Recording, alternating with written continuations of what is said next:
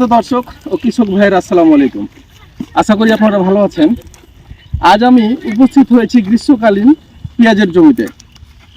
আসলে গ্রীষ্মকালীন পেঁয়াজের যে সুফল এবং এটার যে ফলাফল সেটা কিন্তু জানার উদ্দেশ্যে আজ আমি উপস্থিত হয়েছি বিপ্লব পেঁয়াজের জমিতে। আমি আজকে এই বিপ্লব পেঁয়াজ নিয়ে আপনাদের সাথে আলোচনা করব এবং আপনাদের জানাবো আজ এই বিপ্লব পেঁয়াজটি যে চাষাবাদের সুফল সেটি সম্পর্কে। ভাই কেমন আছেন আপনি? জি ভাই, আলহামদুলিল্লাহ ভালো আছেন? জি আলহামদুলিল্লাহ। ভাইজান আপনার নামটা একটু বলবেন। আমার নাম মোহাম্মদ মানিক আলী। মানিক আলী, বাসা দেবীনগর চাঁপাইনবাবগঞ্জ। দেবীনগর চাঁপাইনবাবগঞ্জ। আচ্ছা, আপনি যে এই যে পেঁয়াজটি চাষাবাদ করলেন এটি মূলত হচ্ছে একটি গ্রীষ্মকালীন পেঁয়াজ। জি জি। এবং এটি যে চাষাবাদ করে যে আপনার অভিজ্ঞতা, আপনার যে মতামত আপনি আমাদেরকে একটু জানাবেন দয়া করে। মাশাআল্লাহ, এখন পর্যন্ত আমরা যেটা এই পেঁয়াজ করে গ্রীষ্মকালীন পেঁয়াজ করে আমরা ফলাফল পেয়েছি, আলহামদুলিল্লাহ এটা করা যায় এবং এটা ভালো, আমাদের দিকের জন্য অনেক ভালো এবং অল্প টাইমে এই পেঁয়াজটা আমরা চাষ করতে পারছি। আপনার ফলনও ভালো এবং ওই সময়তে পেঁয়াজ নর্মালি আমাদের দেশিগুলো উঠে না, ওই হিসাবে দামটাও আমরা ভালো পাচ্ছি। আচ্ছা, আমি আপনার কাছে জানতে চাচ্ছি, আসলে গ্রীষ্মকালীন পেঁয়াজ বলতে আমরা কিন্তু গরম মৌসুমের সময়টাকে বুঝি, যদিও এখন যে সময় আমাদের মূল পেঁয়াজ বপনের সময় কিন্তু এখন অলরেডি কৃষকরা কিন্তু যেটা আমাদের দেশীয় পেঁয়াজ যেটা ছাঁচি বলি আমরা, যে পেঁয়াজগুলো সেগুলো কিন্তু এখন অলরেডি লাগাচ্ছে আর আপনারা এই পেঁয়াজগুলো তুলছেন। তো আপনার এই যে পেঁয়াজটি এটা কি প্রথম তুলছে না এর আগেও তুলেছেন? না, এর আগেও তুলেছেন। এটার আগেও তুলেছেন? কতদিন আগে তুলেছিলেন? এটা আপনার 1 মাস হয়ে গেল কিছুগুলা তোলা। আর এটা আপনার টাইম মতো এমনি নরমালি দেশে যেগুলো পেঁয়াজ হয় তার সাথে আমরা এটা ডিসেম্বরে কমপ্লিট করতে পারবো। ডিসেম্বরে আপনি শেষ করতে পারবো।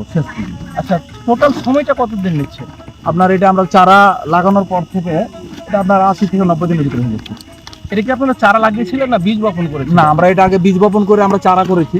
চারা করার পরে আমরা এটা উঠানো করে আবার জমিতে আমরা আবাদ করি। মানে এগুলো আগে আপনারা বেড করে চারা তৈরি করেছেন, তারপরে আবার জমিতে আপনারা বপন করেছেন। অর্থাৎ স্বাভাবিক পর্যায়ে আমাদের দেশীয় কায়দাতে যে পেঁয়াজগুলো আমরা বপন করি ঠিক ওইভাবে।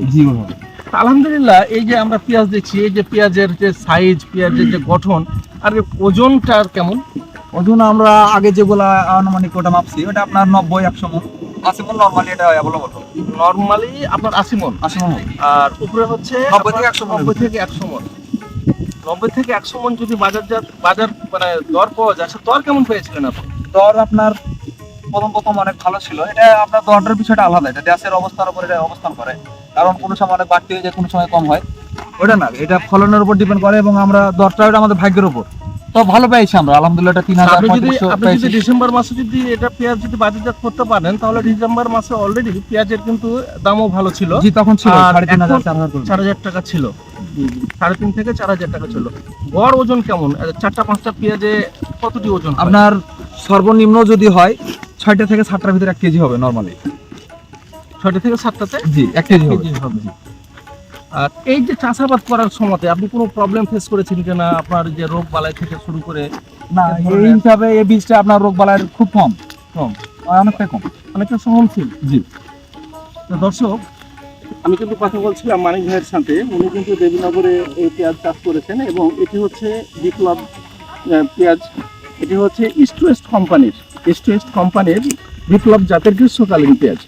বাংলাদেশে আসলে আমাদের যে মশলা জাতীয় শস্য যেগুলো আছে তার মধ্যে পেঁয়াজ কিন্তু অন্যতম।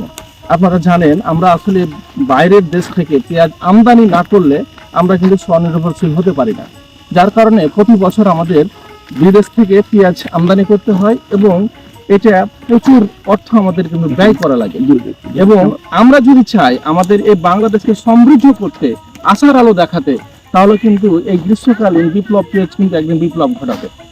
আপনারা জানেন, বিগত দিনগুলোতে আমাদের দেশে যে পেঁয়াজের দাম উঠেছিল, যেগুলো কিন্তু প্রচুর পরিমাণে বাজার এত খারাপ হয়েছিল, সাধারণ লোক কিন্তু পেঁয়াজ ক্রয়ের বাইরে চলে গেছিল। এটার উপরেই একটা ইফেক্ট পড়েছিল এবং আমাদের বাংলাদেশ কিন্তু, আমি বলে রাখি, বাংলাদেশ কিন্তু পেঁয়াজ উৎপাদনের জন্য একটা পারফেক্ট একটা আবহাওয়া। আর এই আবহাওয়াতে আসলে এইরকম একটা পেঁয়াজ, গ্রীষ্মকালীন পেঁয়াজ, সেটা যদি চাষাবাদ করা যায় আর একজন কৃষক যদি লাভবান হতে পারে, আমরা যদি লাভবান হতে পারি, তাহলে আর কি দরকার। আসলে নাম যেমন বিপ্লব, কামও কিন্তু ঠিক বিপ্লব। তো দর্শক, যারা আপনারা এখন পর্যন্ত এই বিপ্লব পেঁয়াজ সম্পর্কে জানেন না, এই গ্রীষ্মকালীন পেঁয়াজ সম্পর্কে জানেন না, তাদেরকে একটু বলি। আসলে এই বীজ নর্মালি 40 থেকে 45 দিনের চারা কিন্তু জমিতে বপন করতে হয় এবং 90 থেকে 100 দিনের মধ্যে কিন্তু এটা ফলন উঠানো সম্ভব। যার কারণে আপনারা যদি সঠিক সময়ে বীজটাকে বপন করেন তাহলে পরে ইনশাআল্লাহ আপনারা ভালো ফলন আশা করতে পারবেন। আসলে এই পেঁয়াজ নিয়ে আমি আরেকটু ইস্ট কোম্পানির একজন অফিসার আছেন, যার সাথে পরিচয় করে দেবো এবং কথা বলবো। আসলে এই বিষয়টা তার কাছ থেকে একটু জানা দরকার। আসসালামু আলাইকুম ভাই। ভাই আপনার নামটা যদি একটু বলবেন। আহসান হাবিব, আমি east company Bangladesh private limited থেকে রাজশাহী এবং চট্টগ্রাম জেলায় কাজ করি। আসলে এই যে বিপ্লব, আপনার এই যে গ্রীষ্মকালীন পেঁয়াজ, এই যে বিপ্লব, এটা নিয়ে আপনাদের কাছে একটু জানতে চাচ্ছি। আসলে এই পেঁয়াজটা সারা বাংলাদেশে করা কি সম্ভব? হ্যাঁ, এটা গ্রীষ্মকালীন যেহেতু পেঁয়াজ, ওই সময় বাংলাদেশে অ্যাভেলেবেল পেঁয়াজ থাকে না, এই জন্য মানে উঁচু জমি যাদের আছে সেখানে এই পেঁয়াজটা করা সম্ভব। মানে সারা বাংলাদেশেই বেবি হচ্ছে এখন। হচ্ছে। হ্যাঁ।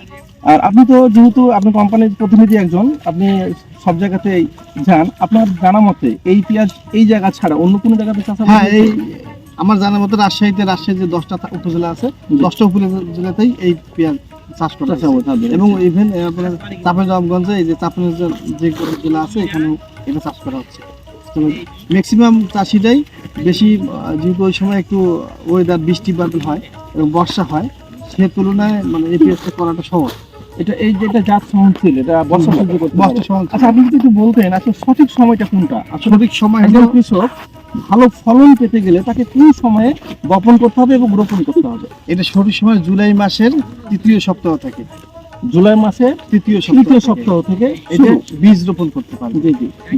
তখন বীজ রোপণ করলে 40 দিন বয়সের চারা রোপণ করতে হবে। তখন থেকে চারা রোপণ থেকে 3 মাসের মধ্যে মানে 90 থেকে 80 দিনের মধ্যে পেঁয়াজটা সংগ্রহ করা যায়, উঠানো যায় এবং ওটা বাজারজাত করা যাবে। এবং ওই সময় কিন্তু বাজার মূল্যটা থাকে কিন্তু খুব ভালো।